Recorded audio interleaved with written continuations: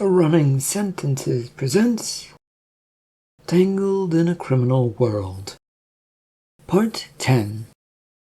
Crashing into Pain. Micha is running as hard as he can to escape all those that want him to do what they want. It is no easy task, but he's going to give it his best efforts. This story is written and narrated by Michael Henry. It is a work of fiction, so any names, characters, businesses, events, and situations within this story are products of the author's imagination. Any resemblance to real people, situations, characters, businesses, events, and/or fictional businesses, characters, events, and etc. is purely coincidental. Copyright 2024, Michael Henry. All rights reserved. The hallway outside of the cell was a simple thing. It went straight for more than a few feet on its right, and then turned a corner. Micha didn't have much time to take it all in, though, since he was running away. He'd gotten only a few feet away when the noise from the cells followed him out, which, of course, was Lord Quad. And it was a pity the man couldn't just remain in that cell. Life would be so much simpler for him. Micha, stop where you are. The use of his real name made Micha pause, if only for half of a second. Then decided it wasn't worth it to get caught, not by that man or any royalty, so far as they could tell. No, they could all fuck off. I'm only trying to make a better tomorrow for the likes of the world, for the likes of you, your friends who hid you, and all the little people. Do you want that homely little home that you snuck into that night to disappear? Stop making promises you can't keep, Micha shot back to Quad. They aren't promises. There's a world out there waiting to break free from its bonds. The bonds and restraints that you're now holding on to, Micha. I'm not doing anything, Micha replied. He had reached the end of the hallway and looked at the crossroads he now stood at. There was a hallway in either direction and no clear sign of how to get out of here. You are, by being here, by helping those dratted royals, the king and the queen, by turning me down, you're setting this problem in motion and keeping it from reaching its end goal. It was all just a bunch of noise to Micha, who picked the left side of the hallway and hoped it was the way out of here. He found a series of hallways that would lead Micha eventually to a staircase that led upwards. He took the steps 2 by 2 in a hurry to get out of there, though he noted it was weird that he saw no guards along the way. Somewhere behind him, Lord Quad was either following or trying to escape himself, neither of which were Micha's top concerns at the moment. He emerged into the morning sunlight onto the soldiers' training ground, and there he stopped and stared at it for a moment, watching a few soldiers firing off spells at one another. He spotted the soldier he'd seen before, who had been nice to him, and had a nice chat with him what felt like so long ago. This soldier also spotted him, and began coming across, so Micha hurried over to him. Ah, the young gentleman from before. Yes, nice to see you again. You wouldn't happen to know where the king and queen currently are, would you? Micha asked him. I'm not sure, Mr. Rexon. Maybe the royal chambers or someplace like that. Great, thanks. It's that way, right? Micha said that and pointed off towards the castle, indeterminately pointing in that direction. Well, yes, into the castle, and then you'll need to find a servant to direct you, since I've never actually been there. Thank you. I shall go then.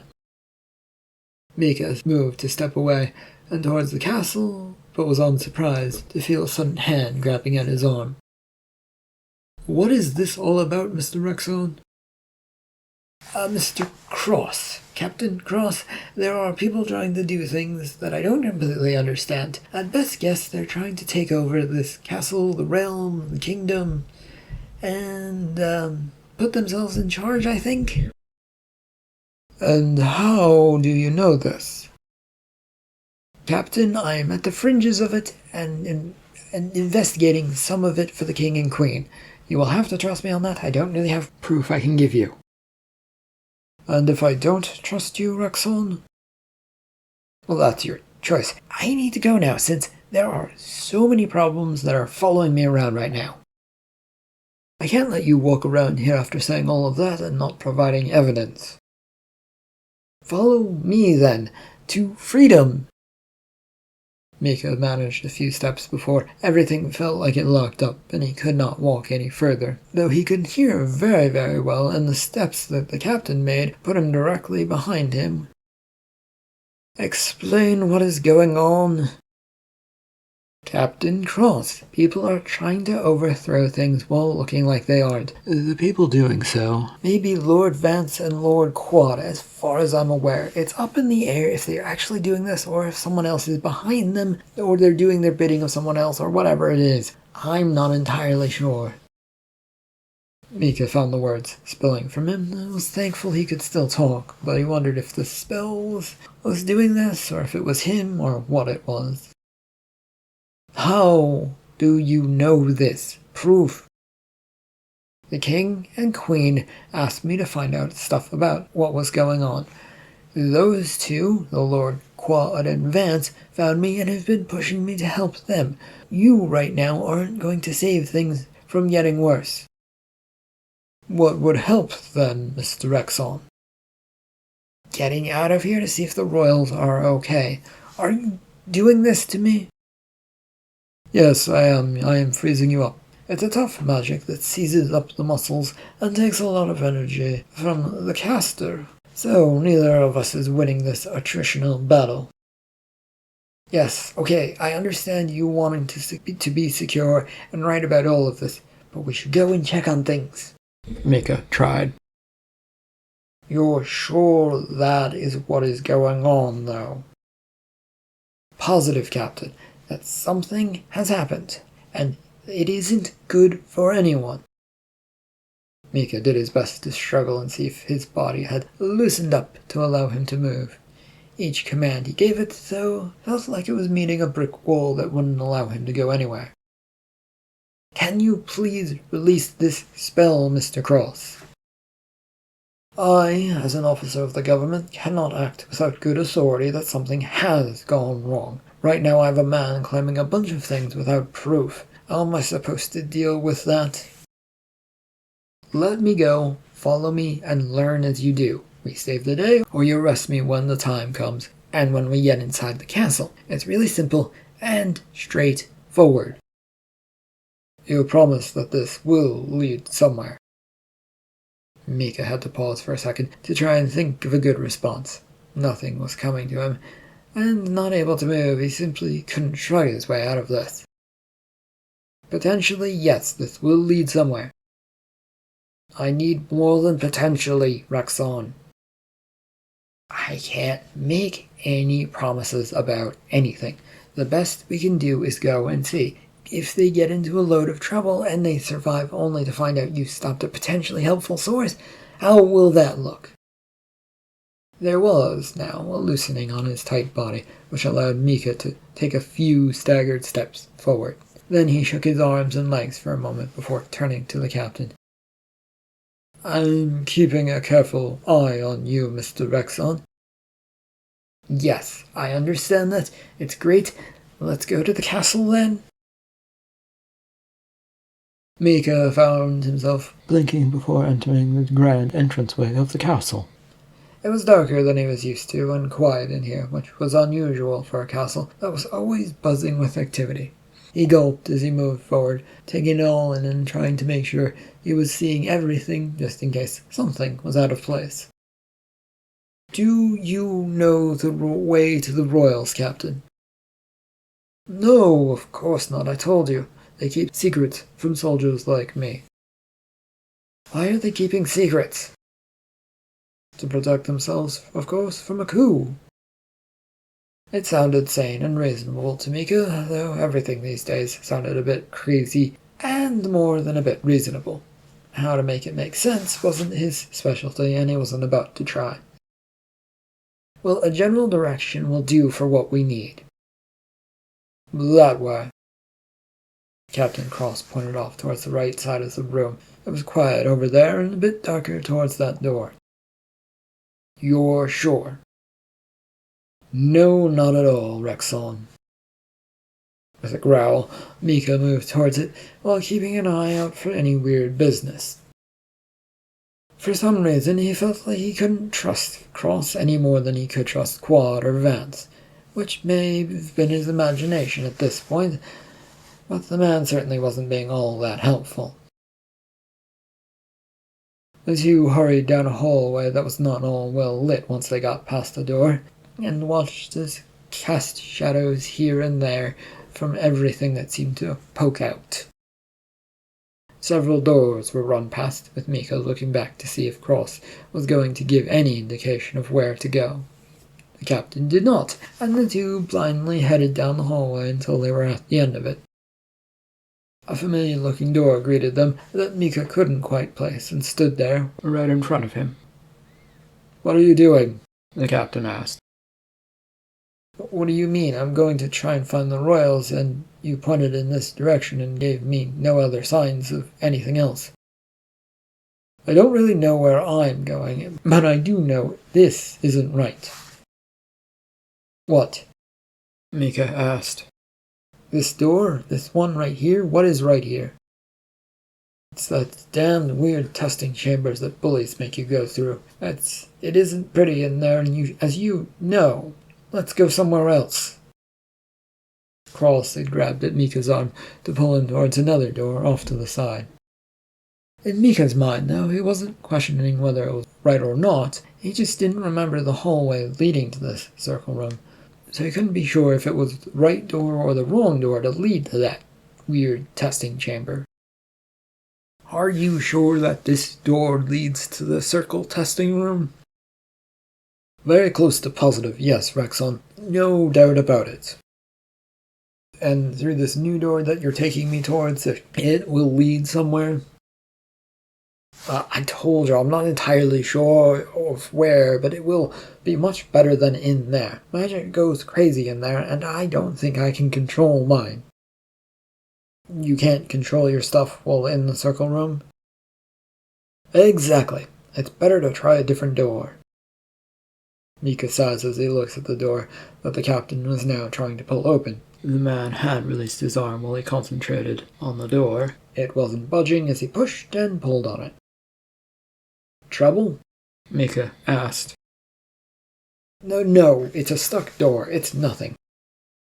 The man shifted over to another door down across the hallway, but it too did not open. The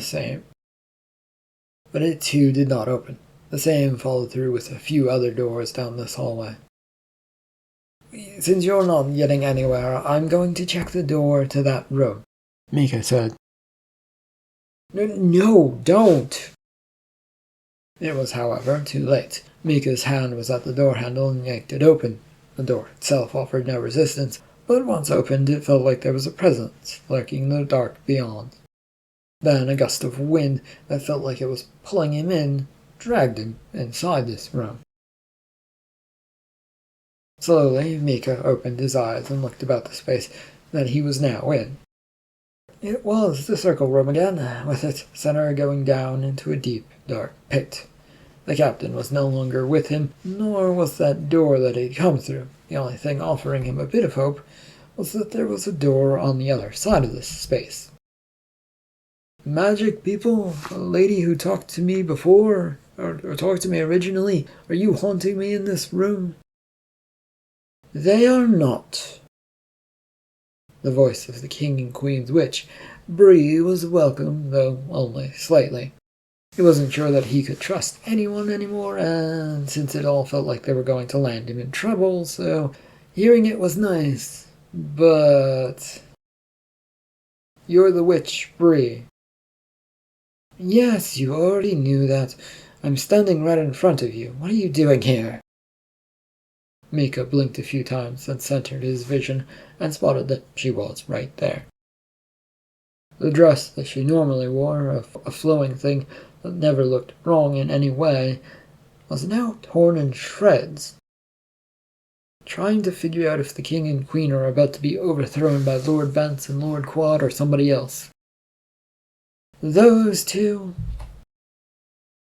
did see that Vance was up to something. Yes, we all saw that. But how does he even plan to get to them? I don't know, Bree, but Lord Quad was in the prison where I was being kept. Bree scrunched her face at that as he shrugs. You're trying to get to the Royals. Well, yes, I had Captain Cross with me, but he didn't want to come into this room. Then the door shut and vanished behind me. Yes, magic is being used on this castle, and appears to be by someone else, though I don't know who. Come on, let's go find the king and queen and see what's going on, Bree said. She motioned for him to circle about the place and follow her as she carefully went around the hole in the ground. When they got to the other side, she waved her hand at the stone next to the door, which then simply opened up, and these stones merely ceased existing. Nice trick, Micha said, looking at the thing rather confused. Not a magic trick. It is something that takes a lot for anyone who wields it. You would know if you ever tapped into your powers. Micha was about to respond when she ducked through to the new doorway, and he found himself following along. They emerged after a bit of running down a few hallways into the throne room. The space wasn't empty nor quiet, as people milled about looking for answers as to what was going on. A few of the conversations were slipping about, as people were asking, wondering why they'd been gathered here. It does not look like they are here, Micha, Bree said after looking around. Well, where would they go? If they are in danger, probably the secret quarters. If not, I'm not sure. The sound of footsteps hurried up to them, and Micha turned to see that Cross was now joining them. You are here? Cross said once he spotted them. Yes, Captain, with the help of the witch. Do you know where the secret chambers are? No. Do I look like the person who would know where the secret chambers are? He glances from Cross to Bree, as she is now pointing towards a door off to the side of the room. That would be the fastest way there, I believe. It won't be an easy journey, Bree said. Okay. Cross, what are you doing here, and are either of you coming with me as I go on this pursuit? Threats in the area. I need to secure this area against those threats, Captain Cross said. Well, I can go. Nothing holding me to this area. Micha looks over to them and nods, then heads for that door with hopes and dreams that this would all work out. Bree almost instantly stopped him as they came into this next hallway, her hand crossing his chest as he looked surprised as she reached out towards the opposite wall that was pretty far away. Is there something going on? He asked. Always.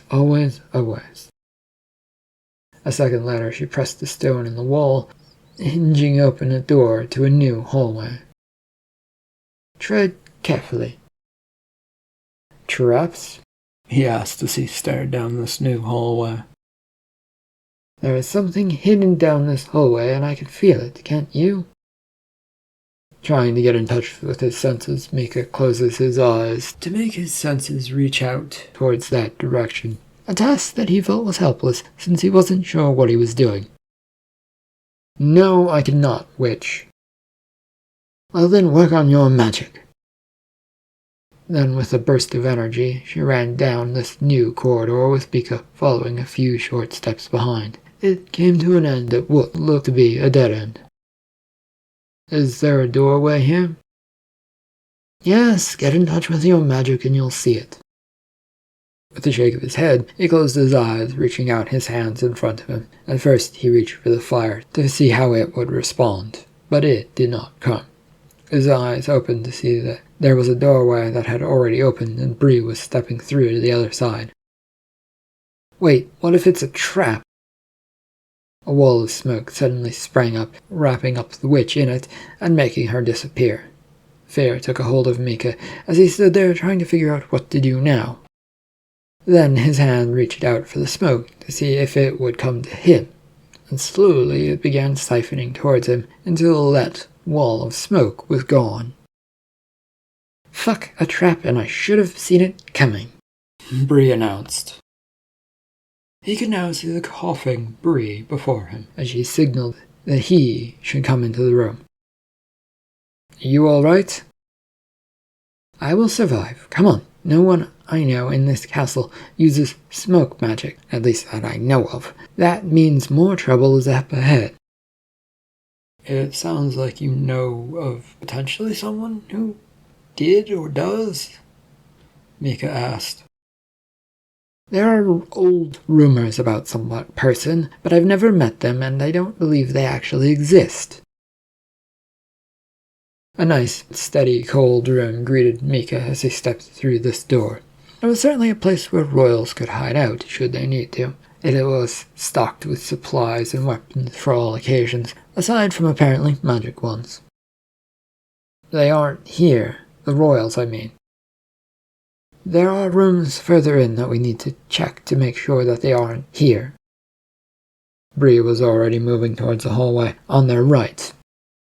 As he followed, he saw a few doors, and some of them looked fake while others were real enough. In a flash of light, though, they came to a stop as the hallway was blocked by a male figure who filled out most of it. "Halt!" "We did that already, if you didn't see." "Good. You may go no further." "Why?" Bree asked the figure that had appeared before them.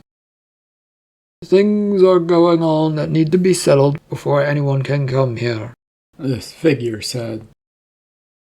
"Yes, we're trying to make sure the bad things do not happen to the royals. Which side are you on, guard?" Micha offered as a way to try and get past this figure. "That is unimportant to the matter." "It is important since there is a coup going on," Bree explained, then carried on. "Are you with the royals or are you against them, guard?" The man flexed his muscles and sneered at them. A nearby shadow ripples for a moment behind the man and the lit corridor he stood in. There was an appearance of a figure that grinned towards them, then vanished as it walked away. I think there are threats behind you, guard.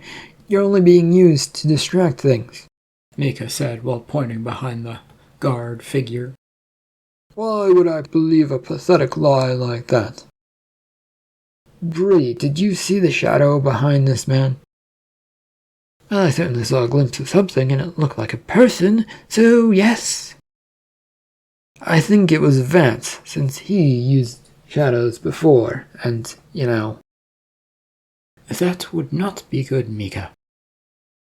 "I'm not going to let you pass me."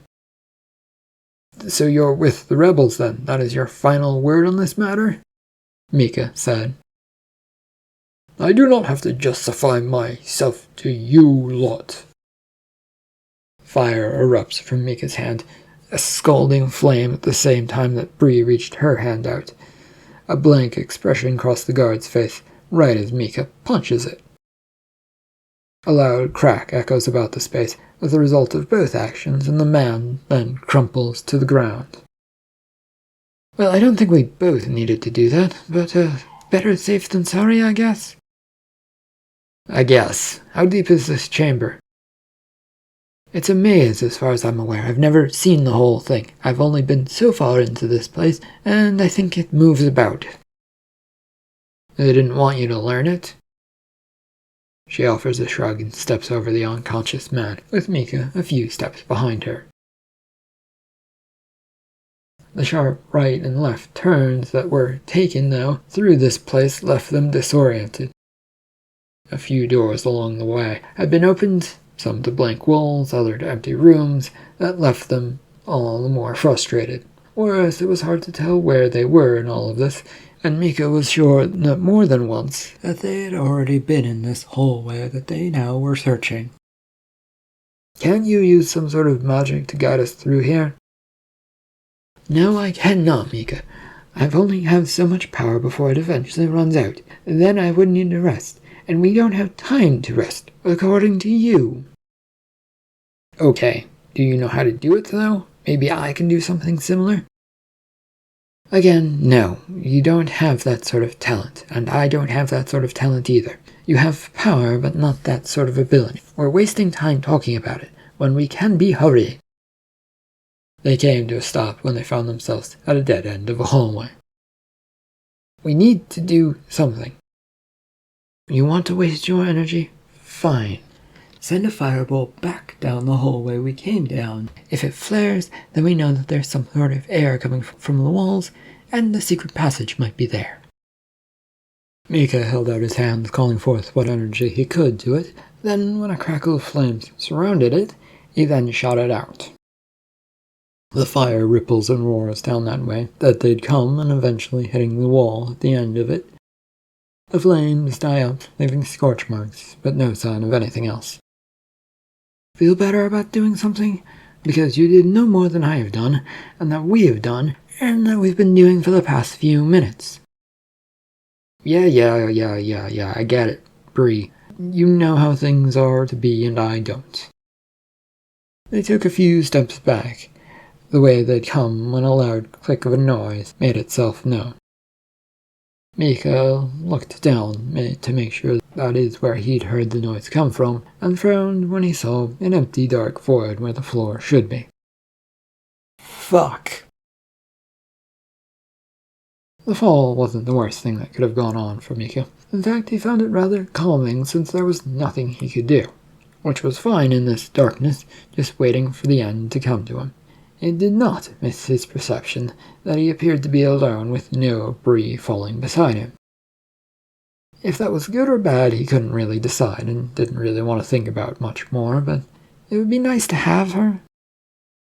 Witch, are you there? There was no response to his question, and he kept falling, thinking to himself, could she fly just on her own? That would be pretty cool, and if she could, maybe he could. Why not give it a try? He said this to himself and closed his eyes and concentrated on his hands and feet, trying to send energy towards them. The feeling of blood flowing that way and this, trying to collect and go where it needed to mostly push it where he was pushing, and fire encapsulated him. It was numbing to him as he felt the heat warm up his hands and feet. Though the sensation of falling did not stop. Nope, now it felt like he was spinning wildly out of control. And then, with a thump, things went black. The darkness only seemed to last for a few moments before Micha managed to snap his eyes open and pain slid through him for a little while. The room he found himself in, though dimly lit, had all the appearances of a dungeon jail cell. One that looked like the one he'd left not that long ago, which did not bode well for him, except that the jail wall looked normal and unbent. Anyone there? His voice echoed about upwards and around him when he looked towards to see the still awning space above him. It was pitch black up there, but still had all the appearances of what would make a tunnel down that went straight up and straight down. Are you okay? Bree called out from somewhere. I survived somehow. The voice of the witch Bree reassured him of a recent thought that had sprung to mind. That being his escape from jail had all been merely a dream, and he'd really never left that cell. Well, I'm coming down.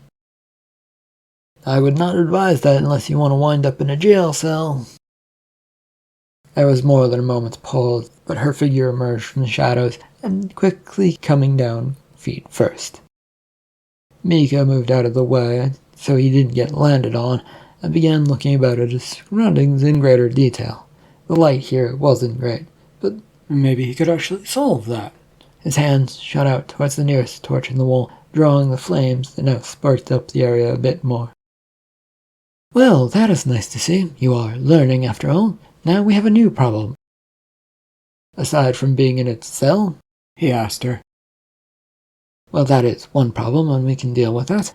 Our bigger issue still remains finding the king and queen. Don't you agree, Micha? One they apparently don't want to be found.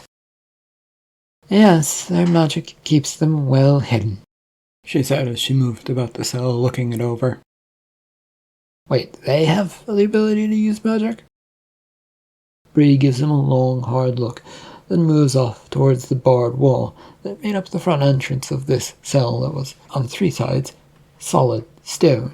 A simple touch by her hand and the thing came crashing down, rust sparking off of much of it.